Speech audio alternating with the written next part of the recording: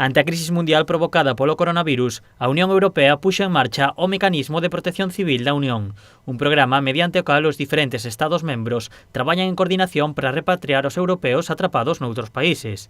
Mediante este mecanismo, unha veciña de Sanxenxo puido regresar desde Ecuador. Nunha viaxe, iso sí, con numerosas complicacións. Que eu pensei que íbamos a vir nun voo un pouco distanciados, non? Como se fan agora nos servizos públicos. Pero éramos 300 personas para 300 plazas dentro do avión.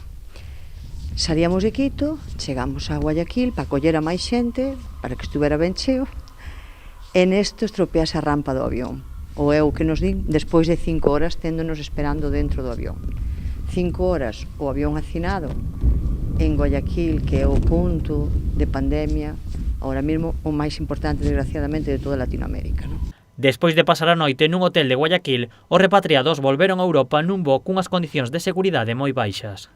Que pagamos carísimos entre todos os europeos e que realmente se fan cos peores avións, nas peores circunstancias, sin apenas alimentación nin agua. E cando hai unha avería destas non hai nada previsto, porque o que se avería un avión eu non responsabilizo a nadie, eso pode pasar nun voo comercial normal, non? Pero nun charter destos, con tantos cartos polo medio, deberían ser... O sea, inconscientemente, sin querer, acordabas todo de Jacolet. Ante a falta de medidas de prevención, Guadalupe advirte do risco de contagio dos pasaxeiros repatriados. Eu, vivindo esa situación, diste, bueno, eu veño aquí, por suposto, a íñome e intento, no caso de estar contaxiada, non desfavorecer a ninguén aquí en Sanxenxo, non?